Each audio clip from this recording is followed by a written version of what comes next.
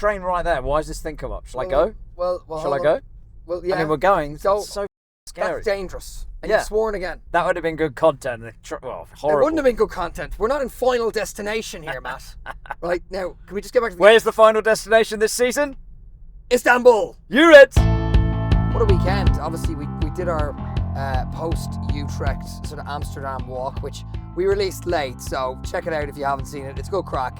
It's all talking about the European night in Utrecht. Obviously, it won't get many views now because we released it very, very late this morning. But... Sean Dyche. He won't. Stevie Stone. They've got no hair, but we don't care. We're off to Istanbul. To East Midlands Airport, and you have no hair. We've just been to the Spurs game, and you're joining us as I drop Chris off at East Midlands to fly back to Dublin. We don't do podcasts very often anymore, but it's so lovely that we get a lot of support from people saying they like them. So we've said we'll do them when we're together rather than trying to do them on Zoom. And this is our last time we'll see each other before Christmas. We've just beaten Spurs 3-0. Chris, what a game. You predicted a 3-0 win. I mean... I settled on a 2-1 to be fair in the end. Because I brought you back. Yeah, I said 3-0. I said, we can't get a 3-0, can we? And then we did. But as I said, mate, you shouting at me for shouting at the ref was hilarious. What was very funny was I was giving loads to their away fans, loving that. But at half time, I've never seen so much vitriol from you at the referee. And then you turned to me. That vitriol was from the whole fan base, and it was necessary. Yeah, I mean, I'm just saying what makes me laugh is I burst out laughing. And as I was walking down at halftime to get a pint with Dave Sanders, I looked up back at you and I was crying laughing because it was the way you turned to me and went, I love all this, going at the ref. Yeah! Like, and it was That's what I'm here for. That's what I'm here for. It's the fact that you made a statement to say, I love going at the ref. I love that he's crap today. It was just hilarious. It was the fact Mate, it was terrible. He was bad. He was so really bad. And it was so against Forest. But thank God we won 3-0. And as I was going off for a bit too much. Oh, God, there's a level crossing. On the It road. was so late. I need to get to the airport. It's fine. We're going to be grand. We're going to be okay. Can I talk about the game? Yeah, go for it. Right. So I'm going to get all punditry here, but... God. Yeah, let's get that bit out of the way and then you can talk to me about... Well, if you want to ask me... No, go punditry, do your punditry. Well, it's not punditry stuff. Look, here's the bottom line. The game, we saw a lot of wonderful people, which I'll name at the end, but it was a really good experience because it was that festive feeling. It's coming towards Christmas. It's the last home game, I think, before Christmas. I might be right in saying that. The next game's away at Fulham next week, which you might be going to. If I'm very fortunate, but yeah. Yeah, but for me, the best thing about today was just the ruthlessness. The ruthlessness from their mistake at the back. We had a header early doors that hit the post, so we nearly scored from that. A couple of chances after that. Williams had a good shot, which Vicario saved well.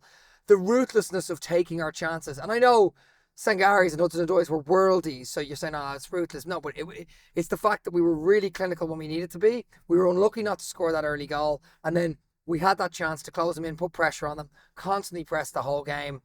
I was very impressed with Sangari's overall performance.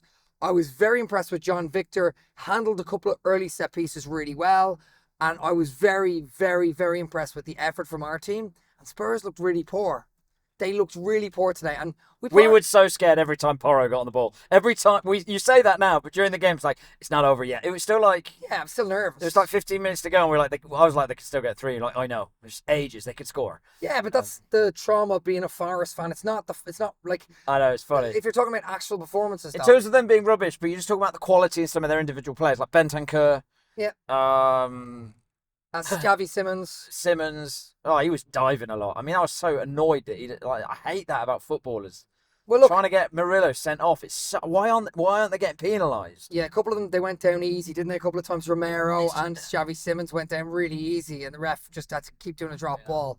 In the end, they were wasting their own time because we were the ones that were going to win 3-0. Yeah. We're the ones that are going to Istanbul.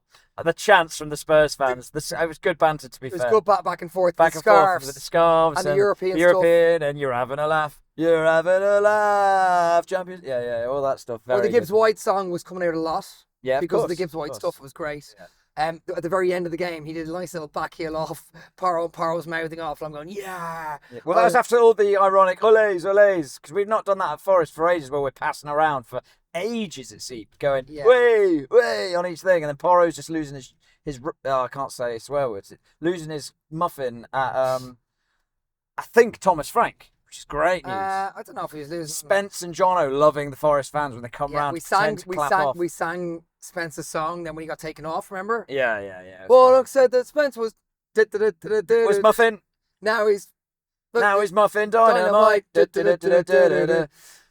Chris, where are we at in the season, mate? Because we keep getting excited, then we lose to Brighton, and we're suddenly below Leeds in the relegation zone again. Now we're above them. We're back up. We're back in business, right? Are we? Well, yeah. I mean, Dyche... You're the football genius. I'm not a genius. I know. But you're just... Right. So where are we now? I'll tell you where we are. Dyche has completely... And I said this after the Utrecht game, right? Dyche has completely pulled us out the mire. We were in an absolute mire. We were on 5 points and Wolves were on 2 at the time. Now Wolves are still on 2 points and we're on 18. Dyche has won 4 of our 5 Premier League wins this season. The first one obviously came against Brentford. He's dragged us out the mire in the European phases as well. We have a big chance of getting top 8. And... I thought you meant in the Premier League then, because I'm no, but in the Premier League, yeah, he has dragged us out the mire. I was chatting to a lovely lad called Daryl at the Nav afterwards, right? And he said, "Do you know what I love? I saw the Ian Wone running and going, yeah, screaming at the camera after the game. He goes, it's just nice. You have those old school players." And he goes, I know it's cliche, but it is nice. It is nice to have Stevie Stone, Ian Wone there. Lads who understand the club. That is a part of it. And the players are fighting for those coaches. You watch that game today. Anderson's wrecked. Jesus is wrecked. And by the way, I think both of them should have come off earlier because they looked a bit tired. But, Anderson definitely and Jesus, yeah. We were saying that. I mean, look, Jesus is an unbelievable game, by the way. But sorry, to my point, I just think it's really nice to see the players really fight for the lads. And the last 2 games have been the epitome of that. Even the first team coming on in that second half of Utrecht, and then today, yeah, like they fought really well, and the fans got fully behind the players. It was great. Today, I don't know why I'm saying this, and I don't know why it feels like this, but it feels like for people like Douglas Luiz and other big name Charlies, if that's a phrase, today and like this week has done a lot for Dyche. I feel like it's been a squad bonding, moving forward out of the negativity of people will say Ange, but also the Nuno crap, the politics of the mainstream media and their relationship with Marinakis. I feel like today it felt really organic and a turning point for the squad dynamic. Sangari's getting an amazing send-off for himself. He's going to AFCON, I know, but what a story from him for where we've been at with him for the past 2 years. And now suddenly he scores a goal like that, and the way that him and the crowd connected in that moment, it was a beautiful moment. It was a moment of connection there, I'm telling you. It was lovely. It's changed his narrative with Forest fans. Very special. It was lovely. And Hudson-Odoi, collar back up, yeah. You know, he's like a dog's tail going up and down. His collar is literally going up and down depending what mood he's in. Like I like seeing that. His collar's back up. He's got 2 beautiful goals. Well, one's a tap in. But I said to you when he got the tap in, I bet he's disappointed with that because he likes screamers. He wouldn't. Yeah, he does, but he wouldn't be disappointed. But I can tell you something now. The best. I mean, I'm sure you're gonna absolutely love this. We were at the game, and I'm walking up the steps after half time, and as I'm going in to find my place, it took me ages to kind of figure out where I was again. In the upper clough, as I'm going in to find my place, we score. I turn around. I miss the goal. Right, the Callum Hudson-Odoi goal. And I'm in my head, I'm default waiting for a replay and realise there is now going to be no replay because we're watching this live. I've missed it. And then I come in and walk to you, and for the next 40 minutes of the game, you just kept incessantly turning to me going, what a great goal it was. You missed a great goal. You missed a great goal. It was like you were doing it on purpose. It was very annoying. I wasn't doing it on purpose. Were you not? Of course I was. Of course you were. Do everything on purpose, right? I think Sangari's goal was better, by the way. I think it was better. It was an unbelievable finish. It was a great finish. The story of it's better, but I don't know. It was just such a good day. It was a good day all round. It's great. Good day all round, except for that referee. Jesus, I'm just so. I know. It just luckily got put into the shadows a bit. I mean, what? Well, it felt like what muffin that guy was. What an absolute sponge. It felt like he was giving really easy free kicks away at the beginning of the game to them specifically, and then every easy free kick that we had, he wouldn't give, and even some of the mid ones. I'm like, so hang on. We need to basically, you're giving everything to them and not. But anyway, let's not do a post match because everyone else is going to do the post match. Yeah. All the other podcasts will do that. Let's talk about the overall stuff, like you said, the big picture. The big picture is Dyche completely turned the ship around right now. Absolutely, but can I just, in terms of big stuff, is the nickname Big John just because he's a big goalkeeper? Is it a wordplay on Little John from Robin Hood? That's what I want to know. That's what you want to know, and you want to ask me, who's not from the area. I'll tell you what it is. I think Big John is because he's tall. He's a big keeper. I think it's because Little John is is a Nottingham-based supporting lead character. You got Robin Hood and Little John, and I don't think it's because of that. I think it's because he's tall and he's and his name's John Victor. Yeah. Okay. Well, Big John has made his name today, and I told Chris that he would. And Chris was like, "No, you need Sells. You need Sells. Sells doesn't command." I was worried. I'll be honest. I wasn't worried. Like I wasn't thinking he was. It's me pretending I was sure he was going to do it. No, but I was worried. But I wasn't worried like other fans were worried. Like I wasn't as worried as like Vicario making a mistake today. I mean, I know Archie Gray made the mistake, but I think Vicario should actually seen over Archie Gray's shot. But anyway, I wasn't as worried about that. It was more like I just think Sells is a more competent goalkeeper. But today, John Victor was brilliant, and he did a lot in actually saying that's a clean sheet in my first Premier League game. I've had a couple of clean sheets in Europe.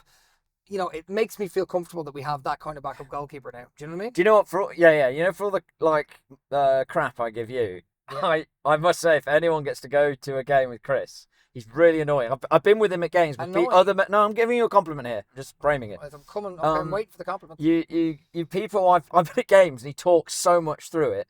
Would you believe? I'm sure that's no surprise. He talks through it. People from other rows are like, "Mate, can you shut up?" And I'm like, "That happened once." And I'm happened one time. It's so funny because he's like, "Sorry." But anyway, what is great is hearing him, and this isn't anything to do with him being Irish. I've met Chris's Irish friends, and I'm friends with them. They know this is not about him being Irish. It's about him and his specific voice. But the whole crowd in the City ground are going, "Whoa, whoa, Morgan Gibbs White, whoa," as everyone knows. You got Chris there going, "Morgan Gibbs White. Morgan Gibbs White, whoa, whoa, Morgan Gibbs White, Morgan Gibbs White." Whoa. When you're doing that at the top of your voice on your own, Morgan Gibbs White, I'm just like dying. That's brilliant. You're Morgan Gibbs White. It's so funny, mate. Just to reframe something Matt said there, that one time was at Bournemouth at home, and I despise them. So I was going really hard at their away fans. I was going really hard with one of our players, and someone turned around and went, "Can you stop, mate?" I went, "Yeah, sorry." Back in the Lewis McGugan days when we went to an away game at Watford and McGugan scored, you were going on and on then as well, and someone told you to no, shut no, that they up. didn't. They did. That never happened. I've seen people rolling their eyes at you. No one rolled their eyes. This guy won't shut up. No one. And I know that everyone can believe that, and they can because you're faking and framing a narrative, fake news. What, that you talk a lot? No, I know I talk a lot. That you railroad a lot. I don't. I know I do constantly. Yeah, but that's got nothing to do with what you're talking about. What we're talking about is the fact that you said it happens all the time. It happened one time, and I apologized because I was loud, shouting all the time. I wasn't actually that bad today. No, you weren't. I felt like I was shouting more than you, maybe. You definitely were. Your vitriol to the referee. It was great, wasn't it? I had tears coming down my eyes because you going, "I love all this. I love all this." I love it. You basically admitting that you. Well, because he was doing my head in so much. I was terrible. It wasn't just like me seeing it with forest tinted glasses. It was one thing after another. After it got so bad, you had the whole crowd standing up jeering him. Yeah. It then continued to get worse at more obvious errors. The Jesus getting ripped down by his shoulders, the deflected shot from Morgan Gibbs White definitely was a corner. All these ridiculous things that when they go against us, they seem to go against us hard. And it just irritates me because the minute it gets mentioned, people are like, "Oh, Marinakis and Forest." That's what I thought we were going to go ahead and lose. And then we were going to have to talk about referee decisions. Then we all like, "Well, Forest complained about the referee again." Yeah. I think we should still complain about the referee in the media. I think Dyche should still have done it. And then they won 3-0. They must. Oh, maybe not. I'm probably alone. No, you're not. You're right. The referee was terrible. He was really No, bad. I mean about the fact that he should be bringing it up in the media. I don't know. I don't know. As long as he doesn't get fined or anything. Did Dyche get a yellow card at some point? Him and Frank, I think it was. I think him and both Frank. of them did. Yeah. But yeah, look, I think. Why didn't they just not get one? Why didn't the ref just go, "I'm going to chill out. I'm clearly making loads of mistakes"? I don't know. They're both getting yellow cards. Well, he probably didn't think he was making mistakes, did he? Yeah. Well, anyway. Muffin. Can I just say? Have you seen The Muffin Man? Is the name of this? Is it the coffee? You're very excitable on this one. You're very. Mate, we've just won 3-0. I know, but can I? Finally getting rid of you as well after 4 days, 5 days, however long it's been. You've had a good time with me. Come on, Utrecht, Amsterdam, Nottingham, class. Well, no, sorry. What I want to say is, what's really special about it is, you go in there and you do feel the Christmas stuff and the spirit, and the fact that the way we won on Thursday late, and we were there at Utrecht in the fan zone, and then I'm going there, and obviously we're bumping into lots of friendly faces. It's kind of Christmas time. You're kind of hoping for a home win. Spurs look like they turned a corner, and you're a bit nervous because they have players that can hurt you. And then they go out and they give a performance like that. And Sangari goes away to AFCON, like you said, the connection with the fans, doing a little dance with the fans. I just thought, gosh, it couldn't have been written better. And then keeping the clean sheet for John Victor, who managed early set pieces very well, had a really good save first half from Archie Gray. I just thought, God, it really was a lovely moment, and it gives us really good confidence going into next week. But just the complete difference between these two, because we like we said, we're only going to do podcasts when we're together. And the two podcasts that we've done, Utrecht and Amsterdam, and then this one post Spurs. People should watch that one. I like that. It's But just us tracking through the streets. Yeah, do check it out. We're walking through the streets of Amsterdam. It's not going to It's get a nice many... little Christmas moment. Yeah, it was a Christmas moment. We're not going to get many views because we put it out at the wrong time. We were flying back and all. But it's a really cool walkie-talkie thing. It's pretty cool, right? But what I'm saying is, We're setting ourselves up for failure now. It's not that cool. Well, whatever. Yeah. But the difference between now, this moment, and 2 months ago, when we're walking around the field in the wet storm with your dog running around, talking about post-Michelin, which was the last game I was at, by the way. The last game I was at was post-Michelin. And I said to Matt, I have this superstition where if me and Matt go to a game, we have to be sat together. If we don't sit together, it doesn't work out. Didn't sit together at Michelin. 30 or 20? 30. Didn't sit together at Michelin. Didn't sit together at the Everton 1-0 loss at home. At this game, sat together, beat Spurs 3-0. So it's very rare we lose games when we sit together. It goes right back to the championship stuff. But anyway, my point is, what a difference. And Dyche has come in and made a difference. He's got the solidity back. He's got players and fans on side. He's good with the media. There's no pressure coming from it. People think he's just a firefighter. It's just such a great club to support. It's just such a great club to support because of so many things. We're not always... it would be so boring if you're a Liverpool fan. No?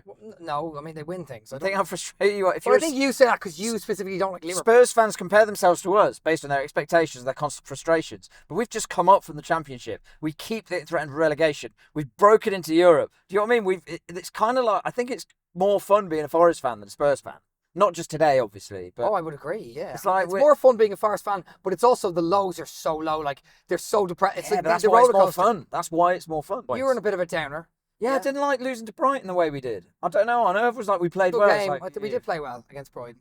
But we didn't. I'm talking about victories and points on the board and getting ourselves out of the mire. The beginning of the season has been so horrendous. It's like, but that's what today has brought us. Today is the day of death and rebirths for the club, Thursday the team. Thursday was because it was very European. No, but it was heading for a 1-1, very European. and you needed that moment. That moment gave confidence. But it didn't have the Sangare story getting the polish. It didn't have Callum Hudson-Odoi coming back from the dead. It didn't have. No, he's going left. It didn't Focus have. on the road.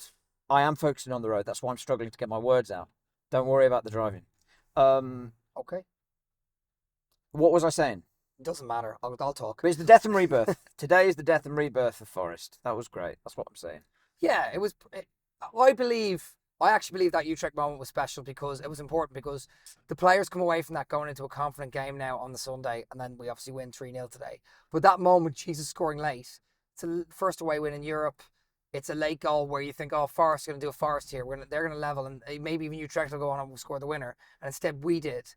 That's a very finely balanced moment of things happening. If we lose that game, I don't think we go into today and win. And I think the players play with real confidence today, passing it around the back. Yeah, but you know what? Zinchenko, Douglas Luiz, Backward, they're all going to want a piece of today's vibe. Yeah.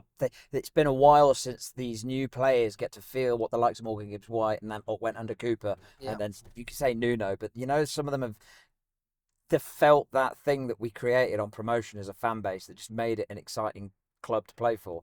That felt recaptured today, didn't it? I know people want better than that. We want to be above a dinky little team that gets excited over a Spurs win, but you need your players to be buying in emotionally, like not just doing it for the pay. Do you know what I mean? Particularly the new players, you're right. I think so. And Luiz, I think, is a professional enough that he'd buy in anyway. But I know what you're saying with Bakwa, and I think a lot of the players probably didn't buy into the Ange stuff. I guess that's what I'm saying there. It's not even about buying in because they're being paid to. It's going, oh, no, I need to be part of this club. And I don't mean football club. I mean this boys club. If you like. I want in. I want in on what's going on. Yeah, this is cool. I want in. I want to be a star here. And I think a lot of them did. I think a lot of them. I think they will buy in. And I think. Look, I mean, obviously there's certain players who are still struggling, right? McAtee. It's a shame. And Ndoye is now struggling, but that's going to happen. You're going to have players that are doing well and doing bad. But Gibbs-White struggled for a little bit this season. But hopefully those experienced Forest boys like Gibbs-White will be like, it's not over yet. But yeah. See what the turnaround. Well, what's crazy is John Victor would have struggled after Swansea not getting What's his name? Game. John Victor, Big John.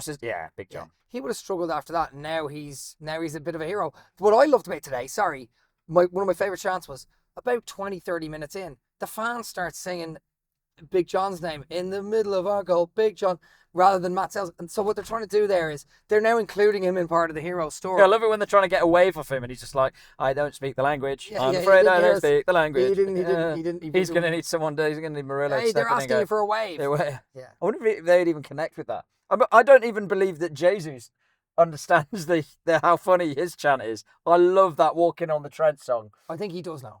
I told you this. Well, he's a bit like Ryan Yates. We're swimming in the Trent. He does that, doesn't he? When he's going to score, he references it. I want Jesus to start coming out and like pouring water into wine or something. Yeah, doing it. He needs. It would be funny for him to acknowledge it somehow. I don't know how he does walking on water. But anyway, some ice skates or something. Skates across the frozen lake. Who knows? But look, sorry, just back to the football again. Yeah, you right? can tell I'm driving. I'm talking absolute garbage. No, well, that's the usual. It's normal. Driving, no driving, garbage comes out either way. Yeah. But the special thing, I suppose, about this week. weekend is we had a big low last weekend after Everton. Such a poor performance. The fans were suddenly going, oh gosh, this is such a... It's mad. Football changes like that. You get the Brighton result, then you get the Wolves result, and then everyone's like, okay, we're going to be okay. Then you get the Everton result, and it's like, oh no, this is a disaster. And then all of a sudden, the Utrecht game is the thing for me that went, we're going back up again, we're going back up again, we're going back up again. And then, bang, we hit another peak today. So... Well, I think it's going to be a run. We're going to hit... Fulham's tough. Fulham's going to be a tough game, mate. Yeah, but no, I'm thinking about that home game against Everton. Dyche does not want to have the double done to him by them. We play City after Fulham as well, and City are on for a league title. I think we can almost accept a loss to City if we can beat Fulham. And don't accept anything. You don't accept anything. Yeah, true. I like that. That's what I like about you, Chris. You don't accept anything. No, I don't. Well, I'll tell you what. I've said this a million times, but in the last few weeks, since the early game, blah, blah, blah, I've said it over and over again, I have been more positive because I've been very negative prior to that. But all of a sudden, I'm starting to believe a little bit more again. Hang on. I'm still on the fence because I still predict draws, but you know what I mean. What? Forgotten. Focus. Where the right turn is. Focus. No, you can keep talking. All right. I'm trying to remember sorry. Turn right to get to there. Okay, well, think it in your head. Sure. Don't speak it. Okay, sorry. So, what I was saying was a lot of... It's got to be here. I've been a lot more positive lately, and I'm believing that, you know what, these games are 50-50, we can get wins out of them. And today wasn't 50-50. I think we you were like, if we get a draw, we'll be lucky. No, I didn't say that. No, I said in the last episode. I said a draw would be a decent result. You thought we were going to lose, but you were hoping for a 1-0. No, I didn't. I predicted a draw. So don't say that. Okay. And by the way, do you know what the worst thing about you and predictions is? And I don't absolutely going on Can about... Can I speak? No, but you can't get away with that. You were... No, I'm not going to... I'm just watch the previous episode. Okay. Evidence is out there. Yeah, watch the previous episode. For the world to see. Anyway, you'll see that I said I'm more positive now, but I'm going to predict a draw. But can I just say this? The problem with predictions, right, with me and you is, even when I'm at my most positive, I don't want to risk messing up the superstition by predicting a win. And even when you're at your most positive, you're also your most negative. So we'll get me going, really believing, we can win this, and then going, actually, I'll go for a draw. And then we get you going like this, going, I think we'll win 3-0. I think we're going to get destroyed. I think we're going to win 3-0. I think they're going to batter us. I think we're going to win 2-1. Actually, I think the Spurs are going to do us, aren't they? When we got into the stadium, I started feeling more hopeful. And you immediately turned to me, and by the way, he predicted a win in the last episode, but he immediately turned to me and goes, they're going to batter us today, aren't they? That's what you said to me. The first thing I said, I went, what? Even I went, what are you talking about? So you're like Captain Flip-Flop, and I'm Captain Fence-Sitting Splinters in my arse. So Splinter Man. There's no point in us predicting anything because we're both terrible at it. Anyway, marching on and moving into a sort of a new area. Yeah. I think, look, when you look at it, if you're in a relegation battle, which we have been this whole time, most people would say you have to get 11 wins to stay up. Sometimes 10 does it.